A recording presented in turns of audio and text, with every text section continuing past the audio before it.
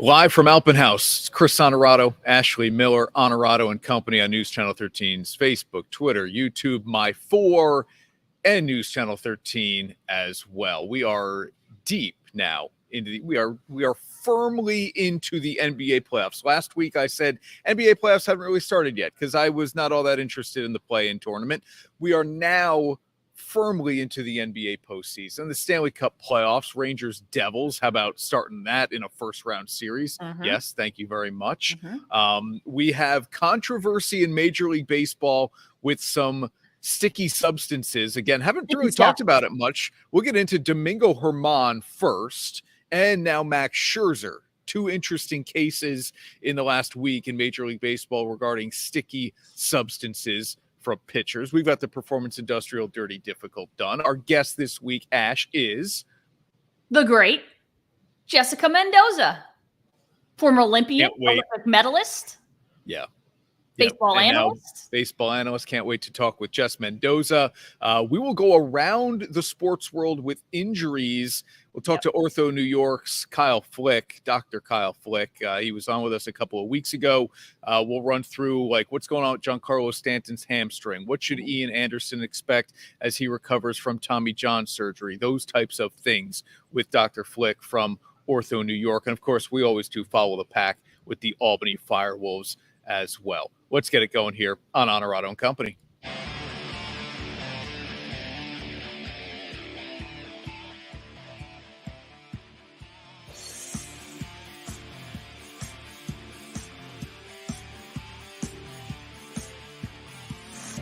This is Onorato Company, sponsored by Alpin House. And I'm live at Alpin House RV, Route 5S in Amsterdam. May 5th is a big day here. Cinco de Mayo, yes. Day before Kentucky Derby, sure. But at Alpin House RV in Amsterdam, it is the parts store open house. Now you're going to ask me, well, what do I get with that? You get free giveaways, hot dogs, soda, vendor booths. So if you got questions about buying an RV, they will be here to answer those questions for you. Grand prize drawings and big time sales. 15% off all camping chairs, 15% off a sewer house kit, which of course, if you're really doing the RV in style, Ash, you need one of those bad boys. Well, absolutely. But that sounds like a good summertime party. Hot dogs, soda, RVs, giveaways. I'm ready. And they've got the big garage doors here that they're going to open up. Yep. Yeah. The weather's good. It'll be a great place to be. You see the sign above me too, RV rentals. You don't just have to buy an RV from Alpin House. They'll rent you one as well. AlpinHouseRentals.com. There you go. Give us the number. Yep. Lean the other way. Oh, boy. Nope. There you go. There you go. There you go. Give them a call. Yeah. All right. Beautiful. Seth, the manager here, is always good to us. Help set things up for us, and we appreciate that. Okay, let's jump off with the NBA here. And Carol says, "Good morning. How about those Kings?" We both did it at the same time. How about those Kings, Carol? Yes, and good morning. This is 100% what we all expected. The Kings to look like the absolute better team when playing the defending champion Golden State Warriors, right? And part of that's a joke, Ash, but part of that really is true if you were paying attention to the NBA this year, because Golden State has been so bad on the road that it really felt like Sacramento, if you're going to win this series, you better win both at home, because for as bad as the Warriors are on the road, 11-30, they were like 33-8 at home. So those two first games at the Golden One Center or whatever they call it, almost felt in a weird way like must wins. Yeah, listen, the Warriors don't win much on the road, and they don't lose much at home based on those records. So I think if you're out to prove that you really are the better team and you deserve that higher seed in the Western Conference, you got to win at home and hope for the best on the road. You got to take at least one or two games and then try to get it back home. Yeah. And that's what Sam says. Let's see how they play on the road the next two games. This is what we've learned about the NBA playoffs. I'm not saying it always holds true, but my guess is it probably will. The role players, like the Malik Monks, Harrison Barnes is a role player. Keegan Murray is a role player. the role, and many people would probably tell you Kevin Huerter's a role player. The role players perform better in the playoffs at home.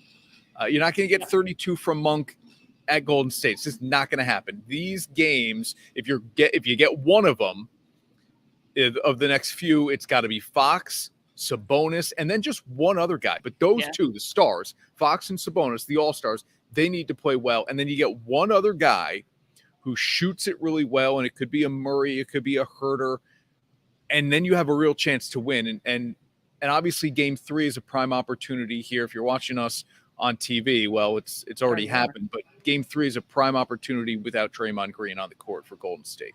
Yeah, and I think I said to you, this has proven to me that the Kings are even deeper than I thought they were when I watched them in the regular season. But I think it's because the two guys that you said, Malik Monk and guys even like Lyles, have shown up in a huge way, and they've been the difference off the bench. You expect Domantas Sabonis and De'Aaron Fox to show up every game, and you need them to in order to win.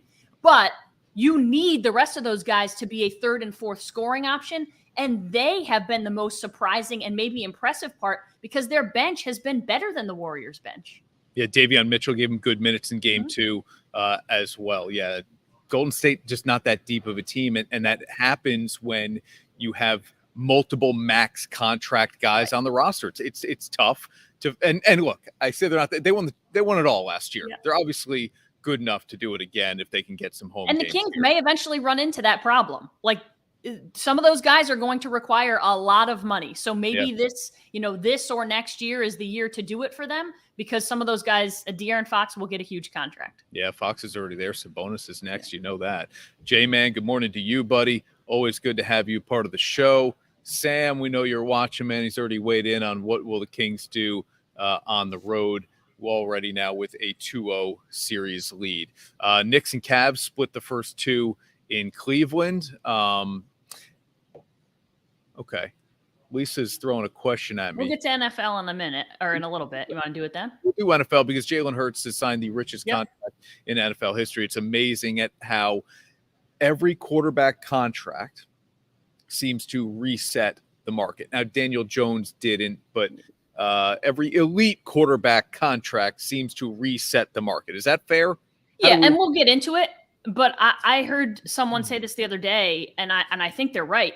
Daniel Jones did reset the market because he is a very much average quarterback who earned a lot of money. Okay. So if you put him there, then where does everyone else have to go but up? So he is part of the quote unquote problem or the trend, because a guy like him gets $35 million a year. Well, how do you not give Jalen Hurts $40 a year? And how do you not give Joe Burrow $50 a year? Yeah. No, you will. I know. That's exactly what you do. But Aaron Rodgers is making more than $50 a year, a touch more than $50 a year. That's exactly what's going to happen with the uber elite guys, right? I mean, look, Jalen Hurts got the Eagles to the Super Bowl and had an MVP season. So, he's elite, right? How do we say he is an elite? Isn't he? Elite. Yeah. Okay. All right. We'll get to that in a second. But elite for 1 year, Daniel Jones, very good for 1 year. These are the small sample sizes that we'll see how these play out. Yeah. All right, let's take a quick commercial break here on Onorato Company. When we come back, we're getting into that sticky situation with Max Scherzer. Oh, boy. Too much rosin. Too much rosin. Teams. Athletes. Organizations.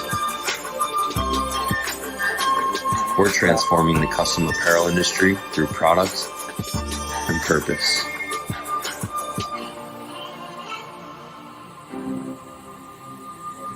Claim your crown.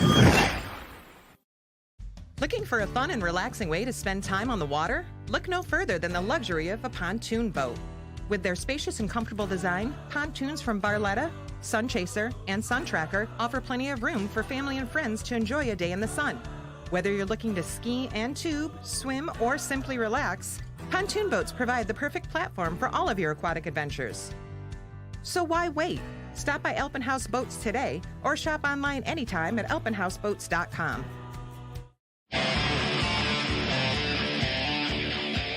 And now back to Onorato Company, sponsored by Alpin Haus.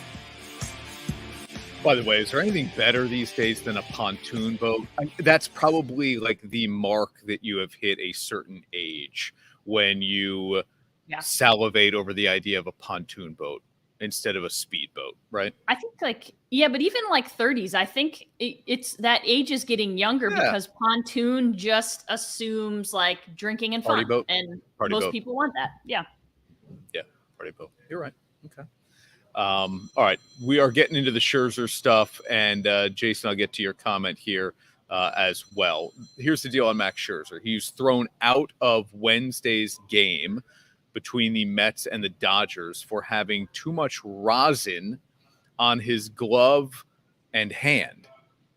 Now, people are like, well, what's rosin? The rosin bag is behind the mound each game, and what it allows a pitcher to do, especially in the summer months, is to just dry the hand because the sweat runs down the arm, the hand gets slippery with the perspiration, you can't control the ball, so you're allowed to use a little bit of rosin to get a better grip on the baseball. The problem becomes that pitchers have realized rosin and sweat or moisture equals sticky, and it allows me to control the ball a little bit better. And so Major League Baseball knows that stuff like pine tar, excessive rosin are now no longer allowed. And Scherzer got checked, Ash, 3 times on Wednesday in LA, and then finally was thrown out of the game because umpires found too much rosin on his glove and hand. Yeah. Listen, for me, Major League Baseball needs to make a decision. No rosin or yes rosin. Because you can't expect those guys, you can't say like, hey, you're using it too much. Like, this is just, you either ban the substance or you allow the substance. There's no in between, because how do you regulate how much guys are using it? And it's kind of an unfair way. It's very subjective. And you're telling him like, hey, you're using too much rosin, cut back. Well, say he grabs the bag twice. You know, he doesn't even know how it's necessarily going to affect it. I'm sure he has a pretty good idea, but he did everything the umps asked of him. And he's the one who said, like, how stupid would I be to be using something illegal? Like, he knows it's not illegal. He said it's rosin, and I get that. Unfortunately, in the rules, excessive rosin is technically deemed illegal. Here's Jay's comment. Post-game interview by Scherzer was something. Washed his hands with alcohol in front of a baseball official, still got the hook. Now, washed his hands with alcohol in front of it. The next time out, changed his glove for the umps. Third time out, got tossed. Yeah. So here's the interesting juxtaposition. Jessica Mendoza only a couple of minutes away. Interesting juxtaposition. How much is too much rosin? Thank you, Lisa. I don't know, Lisa. I don't know, but I probably we're going to get to the tight end question here because I think my Packers are going to draft a tight end. So it's on our docket for this morning show. I promise you. I don't know how much rosin is too much rosin, but I know Max Scherzer knows how much rosin is too. These pitchers today are so in tune with what is an effective method to being the best pitcher they can possibly be. And that's what they put in their body, and that is what they put on their bodies. So I have no doubt that there was probably a little something off with Scherzer. The problem I have, and he's not going to get a 10-game suspension. I just don't believe that's going to happen. But here's the problem I have. It was not all that long ago this season that Domingo Germán was checked multiple times by umps as the Yankees played the Twins. And you can even see the umpire say to Germán, hey, I told you to wash that stuff off. And yet they let him continue to pitch. They sent him right back out to the mound. And Rocco Baldelli absolutely lost his mind. Yeah. Explain that one to me. Yeah, I mean, I get it. You tell him to wash it off, then go wash it off. But Scherzer did that. And then what are you going to tell him? Don't touch the rosin bag again? Oh, if you don't tell him that, then. No, I'm telling you, here's the inconsistency. Germán didn't do what the umps wanted, and he continued to pitch. Scherzer allegedly did everything the umps wanted, and they threw him out. What are we doing? Yeah, I mean, listen, if you don't listen to the umps, then you deserve what you get. But in this case, I'm defending Max Scherzer because he did everything that was asked of him. And to Lisa's point, how much is too much? For me, it's all or nothing. You're either in on the rosin or you're out on it. He washed it off, then went out and used the rosin bag, and it was still too much. Okay, well, then you need to say you can't use it anymore.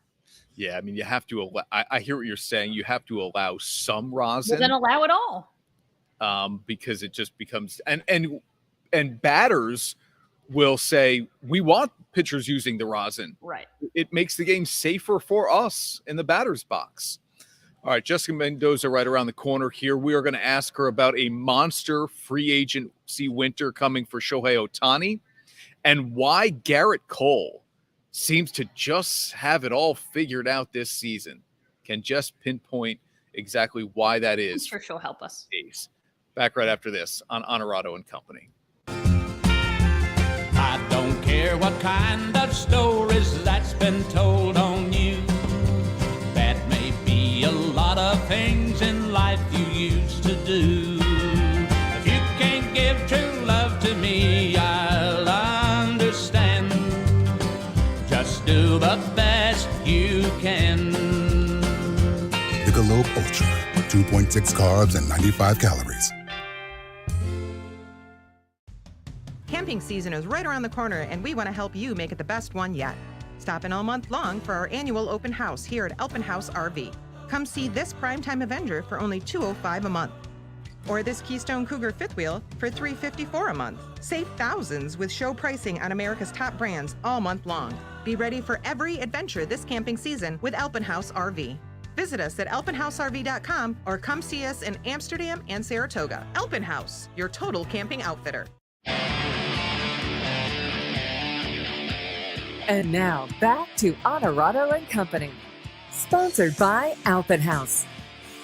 We're back on Onorato Company. This is one of those segments where I like to just kind of step aside and get out of the way because Ash was a very, very good softball player in her own right, not an Olympic medalist or played for Team USA, but a love of the game. Yeah, let's not. I was going to say, let's not start comparing anything about these two people that you're about to see because there's nothing. So the love of softball, yes. Yeah. All the rest, not so much. Yeah, exactly. Okay. Well, let's bring Jessica Mendoza into the conversation here. And she is courtesy of Invesco QQQ making her appearance here on Onorato Company. And we appreciate that making her available for us to kick around the baseball topics a little bit. And then obviously figure out what I'm doing wrong with my money, which is probably a lot. But Jessica, it's Chris and Ashley. Thanks for doing the show. How are you? It's good to see you guys. Yeah, no, I'm doing really well, and I appreciate you guys having me on. Of course. Jessica, how did you get involved in this, number one? And if you could give us a few tips, I said, I'm going to ask Jessica, hey, I'm broke. Right here. Hey, I'm broke. How do you fix me? No, the biggest thing, the reason I'm involved, and we're seeing it at the college level, first of all, NIL, name, image, likeness, has now hit the student athlete where they're getting paid for their name, for their image, for their likeness before when they never were. And even just you think about students, they're being targeted more by corporations and jobs, getting paid, social media content, internships. The money is real and it's coming at a younger age. And you just don't have a lot of financial literacy. Shoot, when I graduated college, I remember having no clue about what to do with that first paycheck, understanding taxes, investments. There's so much language out there, and yet no one is really talking about it. So this was something I've always been passionate about, but I definitely appreciate that Invesco QQQ is creatively finding ways to reach that younger audience. April is Financial Literacy Month, which kind of makes sense. You just mentioned taxes. So I guess a financial analyst wouldn't say, hey, Chris, it's a really good idea that you've already spent the tax return you don't yet have. No. Yeah. Well, that's actually what's cool about, I think, for everyone to be able to be reached by this is they've come up with a fun game, right? So instead of like trying to get jargon at you and all this stuff, or even shoot at the college level, reading a textbook or taking a final on it, Invesco QQQ has this game called How Not to Suck at Money. Chris, I'm talking to you. Okay. I'm talking to everyone for this. I play this actually with my kids because I still need a lot of education on this. I don't think you're ever too young to know about financial literacy as well. So I play the game. It's basically this hip kind of faux college town. You have all these like cool Gen Z characters. You can ask a ton of questions and you get some big takeaways to take with you. Jessica, how important is making it relatable? Because listen, we just did our taxes, and I would preface it every time I talk to our tax guy, I preface it with like, hey, I apologize for seeming clueless, for not knowing the words, but how much of it is getting and reaching that generation by making it kind of attainable and seem like it's just more common than it is? Ash, that's everything. I mean, I feel, and first of all, I give you credit by asking questions, because I feel like that's where most people don't. There's this whole like ego that comes with, oh, I know everything about, you start ripping off all this jargon. I know when I was in college, I felt like everyone around me had all this financial literacy. Come to find out they didn't. They just wanted to sound cool. So I think the relatability is everything. And the fact that like, let's keep it simple. There's so much out there, but to be able to really understand something as simple as like, what bank do I choose? How do I understand? There's a lot of 1099 versus W-2 when you talk about taxes for younger people. They're getting paid, but those taxes they have to owe at the end of the year, and they have no idea even how to go about that. So being able to educate, and the fact that this game is like so fun, like it makes it to where you're able to kind of like understand, but it definitely speaks more the language at least the rest of us speak. Okay. Chris, I know she said young people. We are not qualified as young people, but I feel like we should get the game. Yeah, I don't know. I've actually introduced it to my parents. So when I say the target audience is definitely that student that's in college, but I've done it with my third grader. I've gotten my 83-year-old dad involved. I mean, really, it's about just not having to read something, but more interact with something. You see it on the screen there. We're to follow Jessica on Twitter as well. Just simple, at Jess Mendoza. Of course, you know her as a Major League Baseball analyst as well, beyond being a financial analyst. My guess is somebody who will not need any financial advice is Shohei Ohtani. Is he going to sign the largest contract in baseball history this winter? Chris, he better. I mean, like, have we ever seen anything like this before? And honestly, like, my biggest question is, are we going to see him in another uniform come August? Because I'm hoping that is a resounding all capital letters yes. We want, and as much as, I'm from Southern California, the Angels, I get it, but we have played this drum way too long. It started with Mike Trout, and the best player, then not being able to be and see him in the postseason. And now you got two. And I just don't see, especially when you're looking at the AL West, the Angels in the postseason. So please, let's see Shohei Ohtani. I want to see him traded to a contending team. So when it comes to October, we saw it in the World Baseball Classic. Shoot, like him carrying his entire country, and that ridiculous pitch that he threw to Mike Trout. That is like, to me, GOAT, best you can ever see type stuff when it's a big moment. I want to see him on the biggest stage for Major League Baseball. Just have him travel up the 405 a short ways, right? Isn't that the idea that like he'll be a Dodger? No. I was gonna say, you want him with the Dodgers?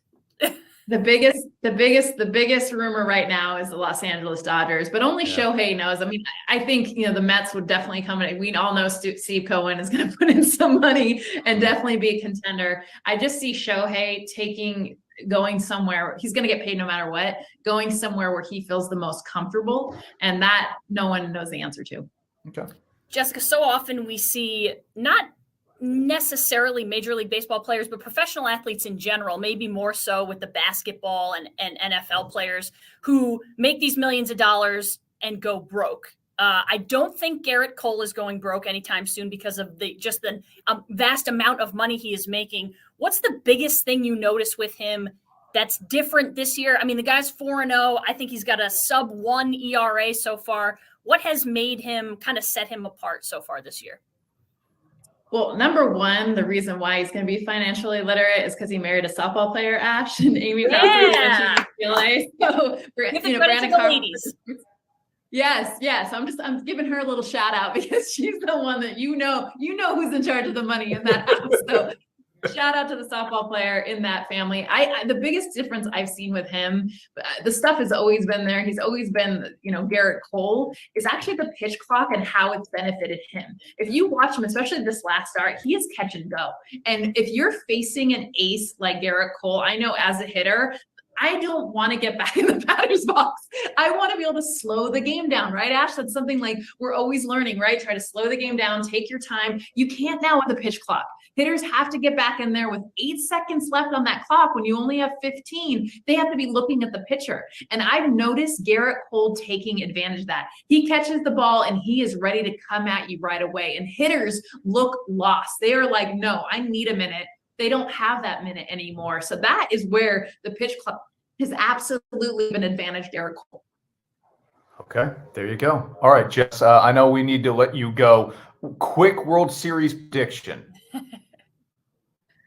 Okay, well, that's not a good let me go on because we could have a conversation about this. When I think about the East, and this is a West Coast girl saying this, that they had the best division in the NL and the AL. The NL East, a lot of credit to the Phillies for winning the pennant. The Mets are all the conversation because of the money they've made, but the Atlanta Braves are going to be the team that I feel like will not only come out of the East, but they are going to be in the World Series. We remember them only a few years ago winning it all, but everyone seems to have forgotten how good they are. I think Alex Anthopoulos has done an amazing job with making correct trades, adding, new players the last couple years. So that's a team out of the NL. For the AL, I feel like it's going to be, obviously it's the Houston Astros defending that, but the AL East is the most tough division I've seen in all of baseball. And not just the New York Yankees that everyone's talking about. Tampa Bay Rays, 13-0, hello. Like, they're definitely on top of everyone's mind. Toronto Blue Jays, they are the team that a lot of people pick to not only win the division, but I think to make it really far in the postseason. And the Baltimore Orioles, Adley Rutschman has been a star. So the team to make it out of the AL East is definitely the team not only to make it to the World Series, but I think win it all. Well, Chris loves the Braves compliments because he's a big Braves fan. But there is no one to do more with their money than the Tampa Bay Rays. It just seems like everyone goes out and spends ridiculous money, and the Rays somehow spend less than everyone else, and Kevin Cash just makes it work. It's unbelievable what they're doing out there. They're the most financially literate team in all of baseball. Maybe them and the Brewers. Yeah, there you go. Jess, thank you so much for the time. Our thanks to Invesco QQQ. Go play that game to find out how not to suck at money. At money. I like that. HNTSAM.com to go find it. Thank you, guys. At Marcella's Appliance Center, our commitment is to you, providing essential appliances that families depend on for cooking, refrigeration, cleaning, and sanitation, plus appliance repair. You can have peace of mind that Marcella's is here for you today and every day, like we have been since 1957, helping you make the right choice with trusted brands like Whirlpool, Maytag, KitchenAid, and many more. Shop Marcella's Appliance Center in-store, online, or by phone. We're here for you. You've heard of unsung heroes. The men and women of Naiskoba are the unseen heroes. For the past year, you've learned about our many charitable endeavors. Now it is my privilege to share with you the work performed by our members, the 20,000 state correction and law enforcement officers shielded from view. They work in difficult and dangerous conditions and are an extension of the police who protect our neighborhoods. Naiskoba honors New York's police and firefighters and salutes its own members who help deliver a peaceful night's sleep.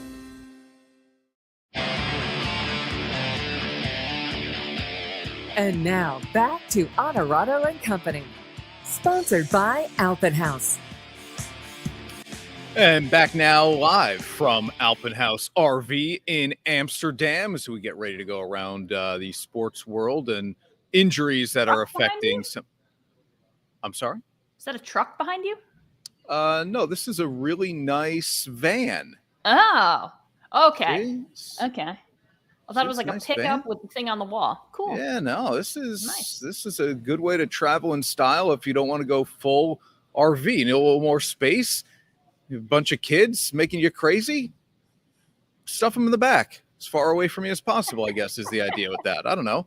AlpinHouseRentals.com is the way to get hooked up with one of these babies behind me, or an RV, which is I'm seeing a couple here. At Alpin Haus RV in Amsterdam. Fun chatting with Jessica Mendoza. All right, it is not officially baseball season, Ash, until Giancarlo Stanton is injured. That's when we officially know that the season has started, and it's usually an oblique, but now it's a hamstring. And we did this a couple of weeks ago with Dr. Kyle Flick from Ortho New York to help us understand the injuries themselves the recovery, and the timetables attached to most of these as well. Let's bring Dr. Flick into the conversation here. Last week, or last time we spoke, he said we could call him Kyle. We could just call him Flick, or even Flickster. Ooh. Yeah. So here he is with us now on Onorato and Company. Dr. Flick, it's Chris and Ash. How are you, man? Hey, good. Thanks, guys. How are you? Thanks for doing this again with us. Let's jump into the Stanton stuff. It's a hamstring for Giancarlo Stanton, and Aaron Boone says it's going to be 6 weeks after the initial diagnosis came out as 4 to 6 weeks. What is with some of these injuries? Help us understand why somebody who appears to be in as great shape as Stanton is struggle with some of this tissue stuff. Yeah, it's a great question. I went and watched the video of what happened, and I don't know if you guys remember that play, but it looked like the ball was going out of the park, but it didn't. And I think he was just jogging along. And most hamstring injuries occur when there's a sudden acceleration. So that's why we see it a lot in soccer players, and we see it in those types of sports, sprinters, when there's a quick acceleration. And once you have a hamstring injury, the muscle repairs itself with a little bit of scar tissue, and then that scar tissue is always there, and it's almost like a little nidus, or a little area that can adjacent to that repaired area where the healthy muscle can then tear. And when it tears, it's just a slow, long recovery. And this is one of those real tedious injuries. And I think he's, why is he having so many tendon injuries? You wonder, are these athletes now just working at such an extreme level that these things are unavoidable? I'm sure we'll talk about ulnar collateral ligaments, but we're putting these structures at the maximum, force that they can accept. Dr. Flick, is there anything behind his size? Because I know a lot of people will say because of his muscle mass and maybe the way that he's built, but Aaron Judge doesn't have maybe quite as many injuries. Aaron Judge is also younger than Giancarlo Stanton. But is there anything behind his size? So certainly, muscle mass is equivalent to strength, and a lot of times there's an imbalance. So a hamstring might be more prone to injury, even though he's a strong muscular person, but he may be quadriceps dominant. So the quad muscle might be a lot stronger than the hamstrings, and that puts the hamstrings at relative risk. So it's possible. I think. I'm not labeling anybody with anything, but in pro athletics in general, there have been times where there have been steroid use and other substances which certainly increase our risk for muscle and tendon injuries. And ultimately what happens is the muscle is just more powerful than the tendon, and that's why tendons can tear or rupture or strain. But this seems like a pretty classic, he said, "Oh, shoot, I got to get to second base here," because it didn't go out of the park. And that a quick sprint is something that puts that muscle at risk. By the way, Dr. Flick also is on the sidelines with Ash. Every FireWolves home game is where you'll see him, part of Ortho New York's help with the Albany FireWolves here. And we detailed, Doctor, your extensive background with working with athletes and sports organizations. And now, obviously, you're here in the capital region with Ortho New York. Here is an important injury locally. Ian Anderson is getting Tommy John surgery. It was a tear. We hear about partial. We hear about full. This appears to have been as full of tears as you can get. And now he's had the surgery. What should Ian Anderson be preparing himself for in the recovery process? Right. Yeah. So much to talk about with this injury. I mean, this has been an incredible injury that's changed in the past, even since I started training in medicine. We never heard of high school athletes getting Tommy John surgery when I started medical school. And now it's so commonplace. And 1 in 4 or 1 out of 5 major league pitchers tear their ulnar collateral ligament. So, the surgery itself takes probably about an hour in most hands. It's pretty straightforward. You're literally replacing that torn ligament, and takes a good solid year for somebody to get back from that kind of surgery, especially somebody who's looking to get back to pitching baseballs. That strain or that force on that ligament with every single pitch is basically enough to tear that ligament. So there's a lot of other structures that help to stabilize the elbow dynamically when you're doing that throwing motion. But this is not a problem that's going to go away, and he's just in for a long rehab, but there's plenty of guys out there that are still pitching at a very high level, so hopefully he can come back. Dr. Flick, we've seen so many guys come back from this injury better than before. And maybe it's not maybe so much the case with an ACL, but it seems like guys come back throwing harder than they did before they had the surgery for Tommy John. Why is that? Is it just because, like you said, you're replacing it and it's better than it was before it That's a great question. My theory is that it's at least as strong as it was, but I think what happens is, like Ian didn't have a great year last year. The question is, maybe was there a partial tear? Was there something that was taking some velocity or some accuracy off of his throw? And so then they have a year of rest where all their body parts are resting from their recovery, and they're really focusing on building up that elbow. And so a lot of them come back and they're now pitching, at their peak, so it's probably a combination. All right, we'll get you out of here on this because I know you are in between a little bit of work today, so we appreciate you taking the time here.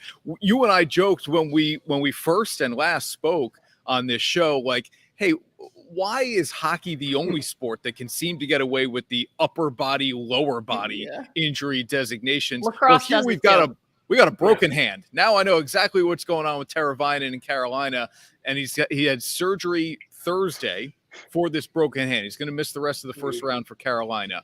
Can you give us a little bit of insight into a hockey player's ability to come back from a broken hand in the same postseason?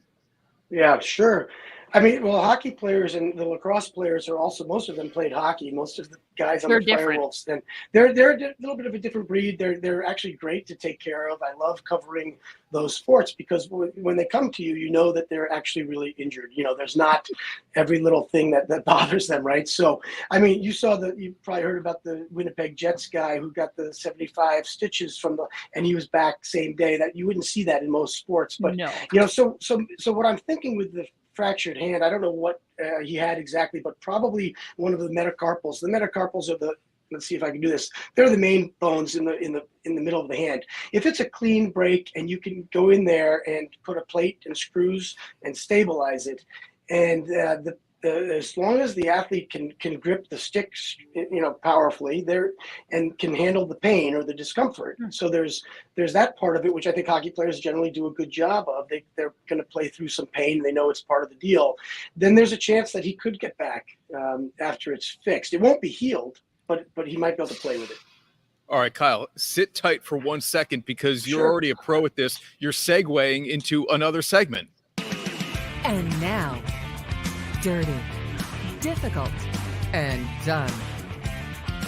Sponsored by Performance Industrial. Our guy Bill Miller at Performance Industrial, Ash, where we say there is never a job that's too dirty or too difficult for his guys to get it done. And this is mine. Dr. Flick teed you up. Skate to the face, 75 stitches, and Morgan Barron's still not done. You play hockey, Dr. Flick. What the heck? If it wasn't playoffs, I'm not sure you would have. But it's playoffs. I mean, what are you going to do? I think a lot of it is, there's a real camaraderie most sports probably have this, but in hockey, there's it's such a team sport and everyone's counting on you. And these guys do not want to let down their teammates. That's a lot of it. And if he is able to see straight and the injury is not going to get worse, he put a mask on, he's going to get back out there and try to play. Pretty unbelievable. It's fabulous. Hockey players are nuts. Yeah. And, we just real quick with, you mentioned the other day to me about Bergeron's upper body injury. But when I talked to my good buddy, who's a hockey guy in Boston, I said, "Where's Bergeron?" He goes, "Oh, he's got the GI bug." So at first it was a GI bug. It might've been that too, and now I tried to find out for you. I don't have any more information on what his injury is. And Bergeron wasn't the only guy who was questionable for game one because of that illness. Bruins were able to play their way through it. Game one, game two, look out. The Panthers may be a formidable force in this first round series against Boston. All right, we will let you go. You've got work to do. I know we appreciate the time, the expertise here, and we'll be calling on that again before too long. Thank you, Doc. All right. Anytime. Good to see you guys. Take care. You too. Kyle Flick from Ortho, New York, with us here on Onorato and Company with a little dirty, difficult done as well. Yeah. We said that. They're a different breed, is right. And lacrosse players are very much the same. And Dr. Flick is right. Most of the lacrosse, at least for the FireWolves, most of them played hockey growing up. Yeah. They're Jeff Canadian. Casey with the Adirondack Thunder. Great Game 1 win for the Thunder. Awesome. Again, if you're watching us on TV Saturday night or Sunday morning, they've already played games 2 and 3 in Adirondack. So that series is a little bit deeper than just one game right now, but a really good Game 1 win. Nash was in the house for that. Yeah. It was all right. wild. You want to do let's just we're in the segment, right? Let's go. Let's go for it. You're up. All right. This is my dirty, difficult done. And I feel I only really know one Oakland Athletics fan, I think. Sean Martin is a big A's guy. So shout out to Sean. But I feel bad for this team. I don't feel bad for the team. I feel a little bit bad for the players because it's a disaster. But I feel mostly bad for the fans. This has been the most drawn out, ridiculous saga. Well, guess what? Now the A's are officially done in Oakland in 2027, maybe, because they're moving to Las Vegas. This was such a shady thing. Like, this was put out middle of the night style, like midnight West Coast time, 3 a.m. East Coast time. I wake up in the middle of the night, I'm checking, and there's all this information about the Oakland A's purchasing land, a binding agreement to build a $1.5 billion stadium in Las Vegas. Well, good for Vegas because they're getting teams left and right here, and it's clearly been a success. Can the A's be a success story in Vegas? Yeah, I think so. It's a different fan base. It'll be something new and cool and trendy. But I feel bad. They've been trying to find a home for how long now? That stadium is a disaster. There's a possum living in the wall. Yep. The visiting television box. Nobody goes to those games. Nope. It's the stadium. They started playing there in like 1968. Like it's a mess. I feel bad for the city of Oakland. You've lost. Is it part of it their fault? Well, the people. I'm talking about the people. Yes, right? yes. The government and what you're willing to do for one of your professional teams to keep them is a different conversation. I feel bad for the people of Oakland who have now seen their football team go to Las Vegas and their baseball team presumably to follow. I don't believe and their basketball team go to San Francisco. Yeah. They're in Santa Clara technically. Well, that's where the Niners are. I will believe this is done when they officially move. I still am not convinced this isn't some sort of power play to try to get their stadium in, I think it's Alameda County where they are. Yeah, but I think that was the thing. I think. Well, it's to build a stadium. I think the binding agreement is just to build a stadium, right? No, I think the binding agreement is to purchase the land. Oh yeah, okay, but who cares? Once you do that, the land what else are wasn't you building a stadium for? Well, but it's just to buy the land. I don't know that there's any promise that something else follows. Right. Well, so you're just setting yourself up for the possibility of a move. Sure. Is this not a threat? I don't know. Look, I hope they go. Well, I shouldn't say that. I hope Major League Baseball is in Las Vegas within the next handful of years. Yeah. I don't know that I want it to be the A's organization, which doesn't seem to really know how to run itself. Now they make the playoffs every now and then, and it's like, boy, how are they doing it? Maybe this will give them the kick in the pants that they need. Yeah. I don't know. The revenue that they need maybe to be competitive. Yeah, and the fans players in the seats, you put a better product on the field. There's just a little more motivation behind it. But I think some of the play was like they were going to be in Fremont. Then they were going to be in San Jose. Then they were going to be on the waterfront. Weren't those all plays to get a better deal in Vegas? Maybe it was that way. Oh, okay. I like the way you're thinking now. Yeah, maybe. All right, quick time out here on Onorato and Company. When we come back, we are following the pack with the Albany FireWolves, a segment we do here each and every week, a special Sunday home game this weekend, Family Day. Back with John Piatelli right after this. Right now at Alpin Haus RV, don't miss massive discounts on all remaining 2022 model year RVs. We're excited for the opportunity to help you have fun and create memories this camping season. We offer a full lineup of America's top brands like Forest River, Coachman, Keystone, and Grand Design. Take advantage of huge savings on remaining 2022 model year RVs before they're gone. Our team of experienced outfitters is here to help you find the perfect motorhome, travel trailer, or fifth wheel for your family. Come in today or shop online anytime at alpinhausrv.com. Alpin Haus, your total camping outfitter. The Albany FireWolves professional indoor lacrosse team invites you to join us on Sunday, April 23rd for Family Day, presented by CDPHP. Block parties are back. Come down and support the pack, beginning at 12 p.m., featuring live music by the Refrigerators. Come witness our epic showdown with the Philadelphia Wings at 3 p.m. at the MVP Arena. Get your tickets now at albanyfirewolves.com. Join the pack. And now back to Onorato Company, sponsored by Alpin Haus.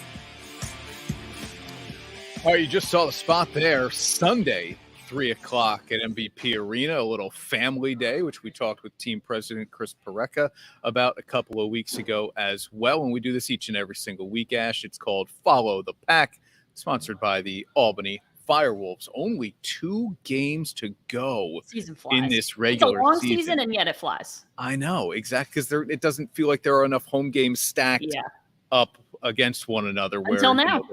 Yeah, exactly. 3 in a row. We'll take it here in the 518. John Piatelli's been on the show with us before. He's back for a second trip. I don't know if I used this joke the first time around. So if I did, I'm going back to the well. He went to that other school in Ithaca, New York. You probably did use that joke. On Onorato Company. I probably did use the joke. It's good enough to use twice.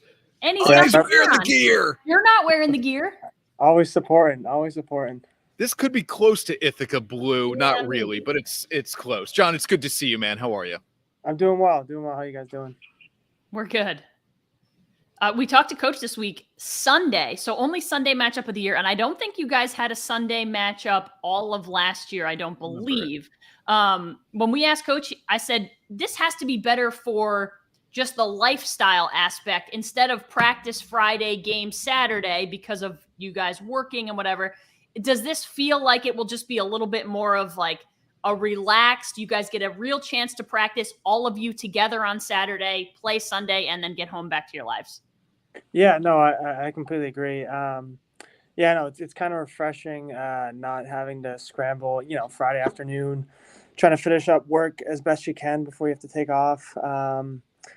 This week, be able to get a full work day on Friday, have some downtime Friday night, probably won't have to leave till, Saturday morning at not too early of a time. So get some good rest and then, get out to Albany and have a solid practice. Like you said, have time for film, get a good dinner in, and then, get a good sleep. So it is a nice schedule. I guess on the backside is just, the getting home part. Luckily I'm pretty close, but, some guys who are traveling further, might be pushing into late Sunday night, but definitely the front is very nice.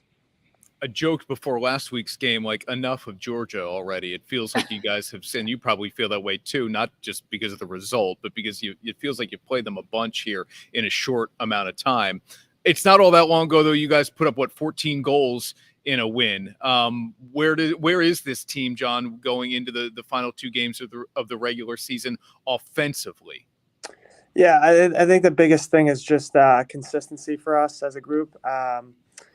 I think we've shown, at times that we can be, a good group, really good group. And then, we've always obviously had our lapses, but it's just putting, a full game together and not really, riding the wave per se. It's, being, consistent throughout the game. And then also eventually hopefully stacking that up, throughout multiple games. So, at this point, we know we only have 2 games left. So it's, our mindset is, playoff-like mindset. We got 2 more games. Let's go out there, all out, nothing to lose here.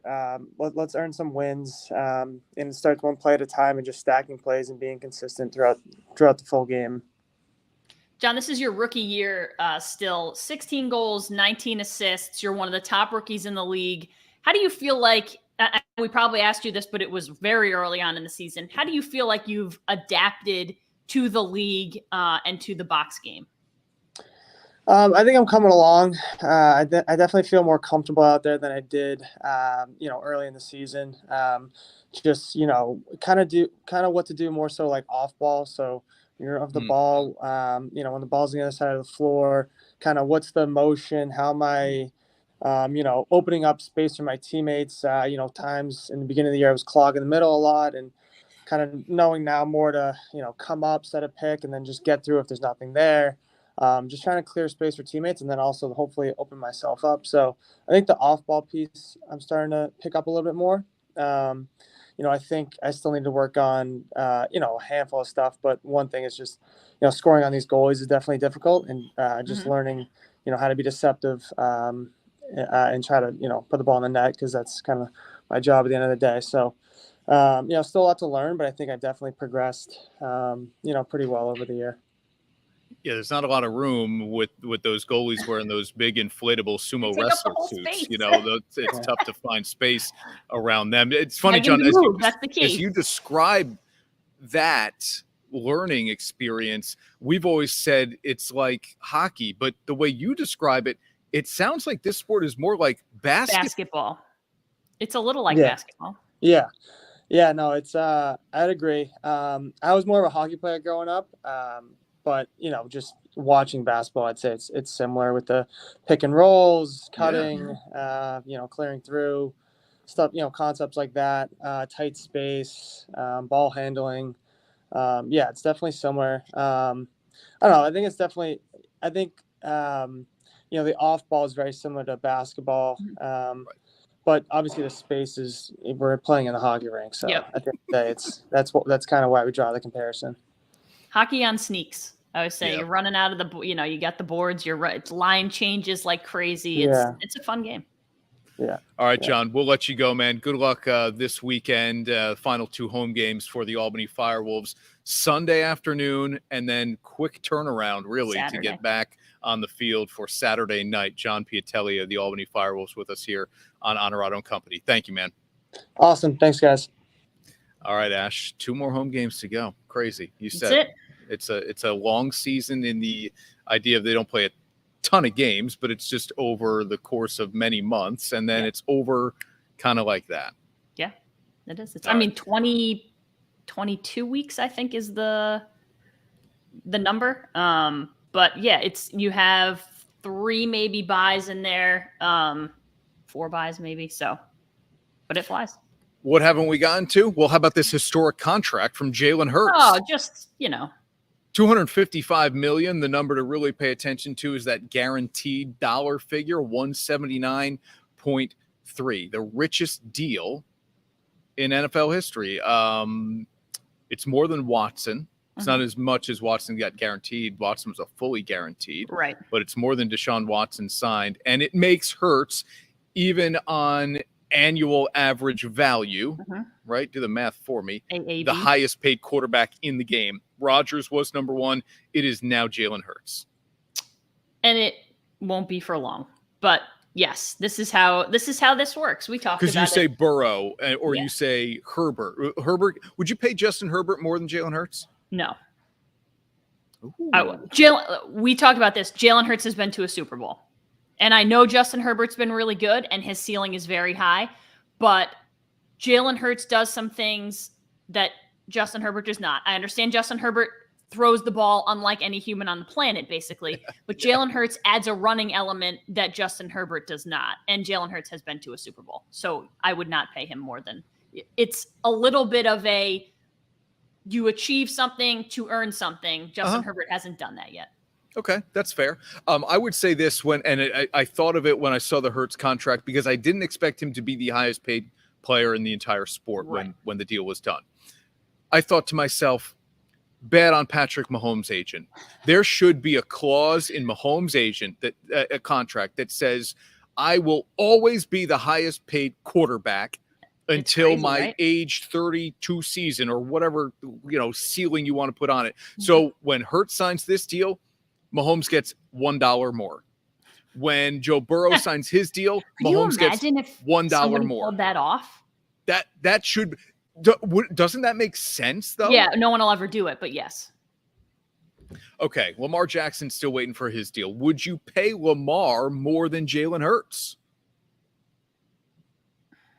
This is a tough question. I'm going to say no, but I'd pay him. I'd pay him what Jalen Hurts got.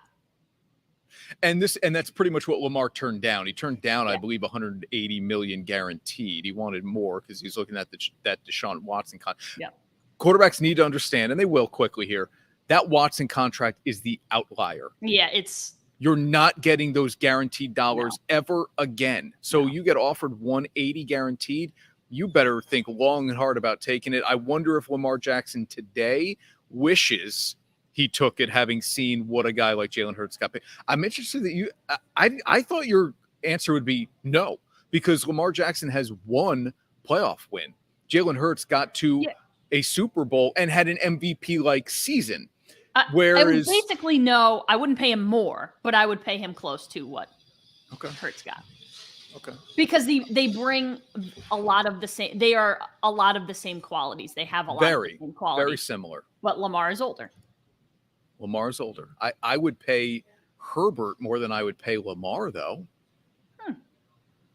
And it doesn't sound like you would, which is kind of interesting. I probably to me. would. I'm not saying it's right or wrong, but well, that's because it's very subjective. Yeah, right.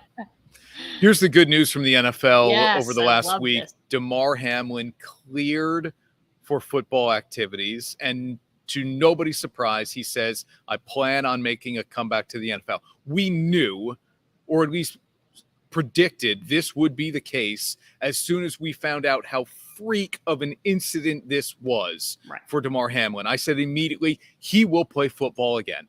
Yeah, the biggest thing is we had to know it wasn't a problem with his heart. It was literally that his heart got stopped by a hit. And that doesn't make you feel comfortable, but the possibilities of it happening again are almost infinitesimal. Like, what's the word I'm looking for?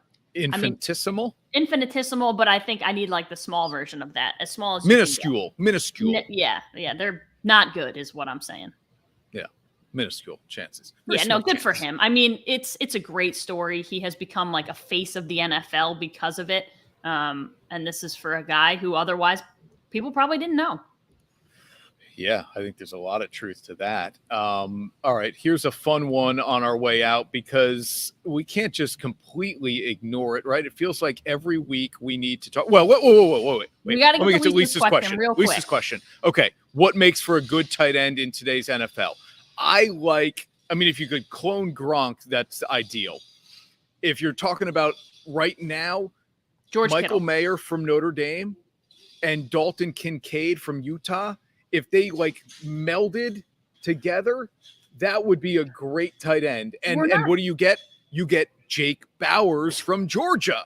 We're not cloning people and creating super monster tight ends. I say George Kittle because he does just about everything. But yes, you need someone who can block and receive. Tony Gonzalez set the bar in that. You need someone who can catch and block. But I think tight ends, you have the ability to get smaller. Gronk is your big tight end. You don't need to be as big as Gronk anymore. No. And I think the injuries would say you shouldn't be as big as Gronk. But Jake Bowers is a big guy. Yeah, I like him as the maybe ideal. So again, you go Kittle over Kelsey. Interesting. Okay. Sam's question: will Aaron Rodgers ever get traded to the Jets?